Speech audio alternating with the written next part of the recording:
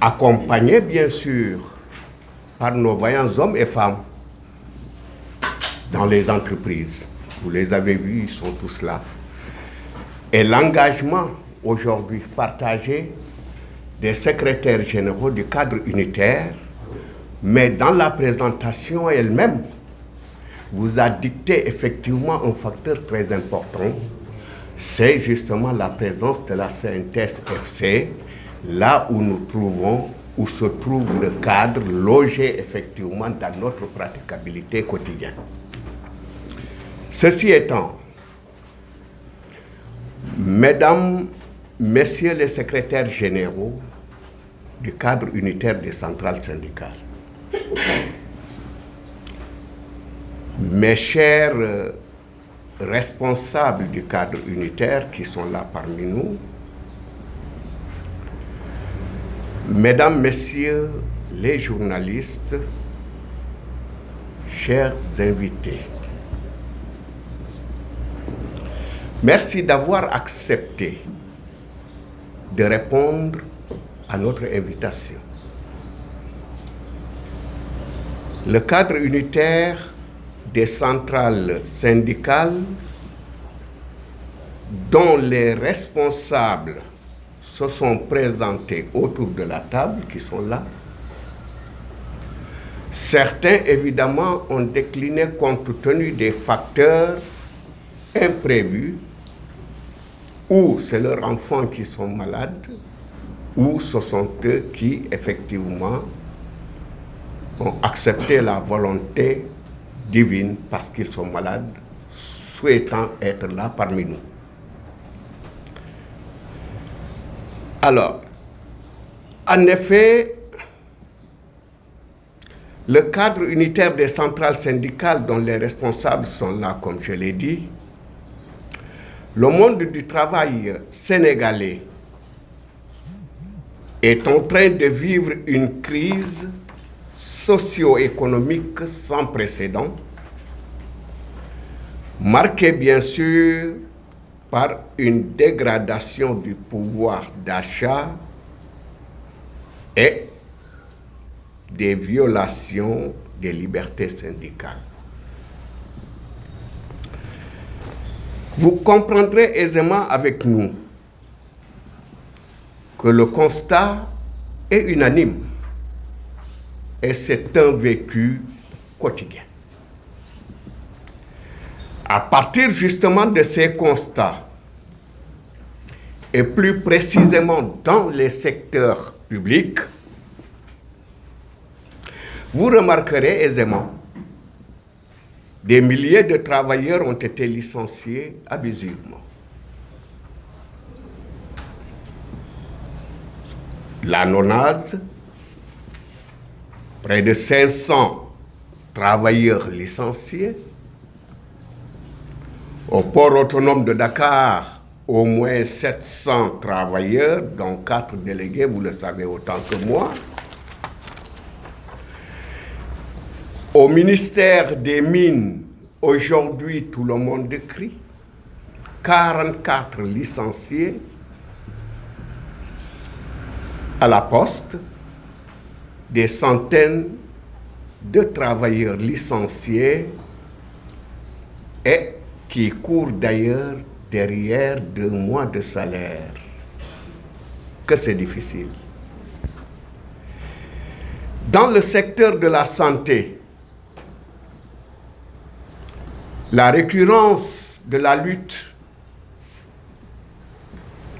est aux yeux de tout un chacun et de tout Sénégalais. Et on se poserait la question à quel saint se vouer. Cependant, dans le cadre de leurs revendications,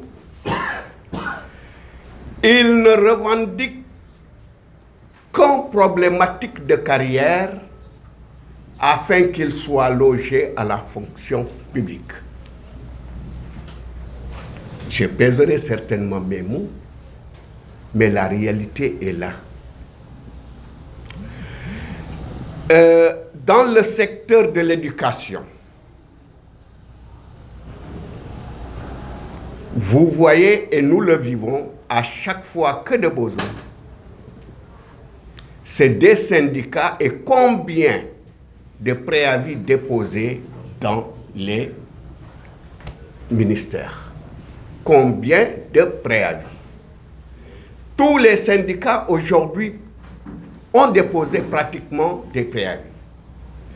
Et là, la revendication récurrente, vous le savez autant que moi, c'est la situation des décisionnaires qui, ma foi, pour plus de clarté, afin d'étayer certainement les contours de la situation, nous laisserons notre expert maison, qui se trouve être le camarade Ousmane Diallo, qui va vous entretenir effectivement de ce problématique des décisionnaires qui aujourd'hui fait tache d'huile. C'est une revendication qui est là, qui parle de carrière, et évidemment, il faudrait qu'on en parle pour trouver des solutions. En ce qui concerne le secteur privé, à n'en pas douter que nos centrales aujourd'hui, de la manière où ils sont, rien ne peut se faire ici au Sénégal, dans le secteur privé, sans pour autant taper la porte à ceux-là qui sont là. Plus particulièrement, notre camarade, la vaillante secrétaire générale de la CNTS-FC et coordinatrice du cadre unitaire des centrales syndicales, la camarade Bahaoudong. Ceci donc dit, nous avons noté dans les BTP des irrégularités liées bien sûr aux arrêts des travaux se traduisant par un chômage accru. Quand je parle justement de cette situation, c'est-à-dire une décision politique peut avoir un impact néfaste sur effectivement le fonctionnement de certaines entreprises dans notre pays. Et à ce titre, effectivement, qu'est-ce qui doit être le levier pour en tout cas créer des conditions afin que ces hommes et femmes retrouvent effectivement leur regrettons effectivement certaines positions de nos gouvernants qui freinent effectivement la fluidité des touristes, entraînant bien sûr la baisse des chiffres d'affaires qui ne profitent pas à nos travailleurs. C'est-à-dire quoi? C'est-à-dire tout simplement qu'aujourd'hui, nous sommes dans une phase où si des décisions politiques créent, n'est-ce pas, des interrogations aux acteurs qui viennent animer dans le cadre du tourisme ici au Sénégal, si ces gens ne viennent pas aisément parce qu'ils se retrouvent libres au Sénégal, cela pose problème. Et aujourd'hui, nous remarquons qu'au fur et à mesure, avec les déclarations, bien sûr, le tourisme régresse et non progresse.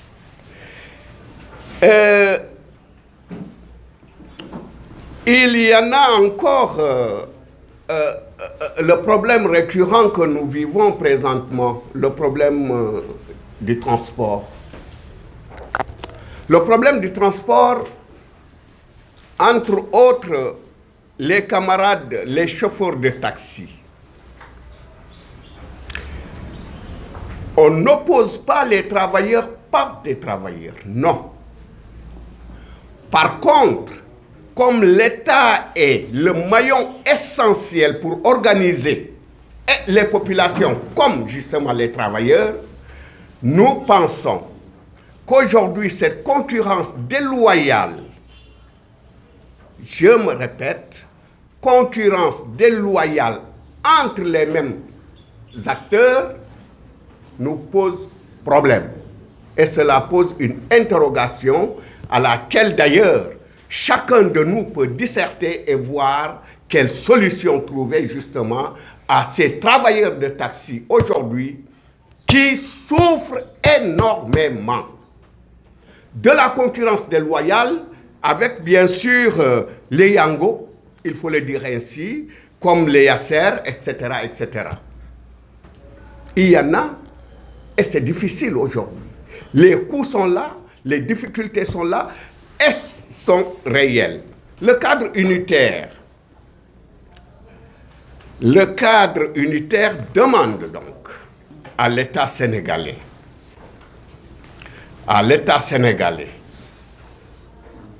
d'assainir le secteur du transport, mais également, oui, d'assainir le secteur du transport pour permettre un peu que ces braves travailleurs qui sont là, qui ont régulé d'ailleurs le transport au Sénégal, parce que qui parle de taxi, j'avoue aujourd'hui, qui, au-delà justement des taxis numérisés, ont accepté la volonté des populations pour faire le Wahalé afin de répondre aux aspirations et attentes des populations. C'est fondamental. Alors, ces gens ne peuvent pas être au nom d'une quelconque évolution par rapport justement à la technologie. Ils payent des taxes, ils payent des frais, ils réparent leurs voitures, etc. Et X ou Y est là dans sa chambre pour clignoter sur son portable et puis pas de charge. Mieux, où est l'assurance? Donc, c'est dire que nous courons des risques sur lesquels il faut voir quelles solutions apporter, et ceci le plus rapidement possible, à nos camarades transporteurs. Le cadre unitaire demande à l'État sénégalais d'assainir le secteur, votre secteur, notre secteur. Vous êtes nos fils, vous êtes nos neveux, vous êtes nos enfants, etc. Travaillant dans la presse, ça nous préoccupe. Ça nous préoccupe. Et à partir de là, la presse aussi vit, n'est-ce pas, des jours plutôt sombres, causant des difficultés aux chefs d'entreprise qui impactent négativement à l'endroit des employés. Cela, nous saurons accepter et trouvons des solutions afin que ces jeunes puissent retrouver en tout cas leur dignité comme ils se doivent. Des arriérés de salaire partout, c'est remarqué. Et tout ceci doit être réglé par rapport justement aux droits qui vous incarnent dans le cadre du travail. Concernant le pouvoir d'achat, c'est le goulot d'étranglement aujourd'hui. Les populations sénégalaises traversent une situation inédite, difficile, très difficile, avec bien sûr la flambée des prix des denrées de première nécessité. Je peux citer le riz, je peux citer l'huile, je peux citer le sucre, je peux citer même la farine, etc., etc. Aujourd'hui, comme si les diminutions n'étaient pas opérées au moment où justement le nouveau régime était là. Qu'est-ce qui manque? C'est des mesures d'accompagnement. C'est justement l'autorité qui doit effectivement réguler à travers justement ces démembrements qui sont aujourd'hui là. Il y a là les contrôles plutôt économiques qui sont là, qui doivent un recrutement pour que ce travail se fasse et se manifeste par rapport justement à la population. Les populations ne savent pas s'il y a une diminution. Ben ce qui reste encore, c'est les locations. Qui ne loue pas aujourd'hui? 80% de la population aujourd'hui loue. Mais qu'est-ce qui se passe? Vous êtes tous des locataires, pour la plupart. Qu'est-ce qui se passe? On dirait que les diminutions n'étaient pas opérées. Et aujourd'hui, avec la stratégie de de nos bailleurs, ils créent des conditions pour alourdir le fardeau est créé pour une masse à gagner par rapport effectivement à la location. C'est difficile, tout cela. L'électricité, on en parle. L'électricité est là, l'eau, comme du reste le transport. Donc, celui qui veut un peu aider les populations, c'est sur justement ces leviers qu'il faut voir effectivement le problème économique de notre pays par rapport à la diminution. Donc, le cadre unitaire des centrales syndicales CUX lance un appel aux autorités à organiser une large concertation nationale pour régler les problèmes des populations et particulièrement les travailleurs. C'est-à-dire que rien ne peut se faire sans une concertation sincère, mais avec qui? On ne peut pas organiser pour organiser. Créons des conditions pour que tous les acteurs soient conviés à la table afin que des solutions soient trouvées aux maux qui se posent justement au Sénégal. Et cela est possible. J'ai parlé tantôt des préavis. Ça, c'est l'école. J'ai parlé tantôt des grèves. J'ai parlé tantôt, effectivement, de d'autres problèmes. Mais tout cela peut se régler si, justement, des concertations avec ceux qui doivent répondre à cette attente sont sur la table de négociation. Eh bien, la collectivité territoriale, la régularisation définitive de leur situation. Vous savez, ça fait près de 2 ans. Ils sont en train de lutter contre, effectivement, la situation qui prévaut dans leur entreprise. Et là, nous pensons qu'aujourd'hui, l'État étant une continuité, doit pouvoir solutionner effectivement ces milliers de travailleurs aujourd'hui qui sont laissés en rade. Les contracteurs, je crois que j'avais parlé, c'est-à-dire concernant la santé, ils ne cherchent qu'à être régularisés. C'est-à-dire, c'est une méthode. Quand on parle d'une régularisation, on parle effectivement des contractuels qui sont versés au niveau de la fonction publique.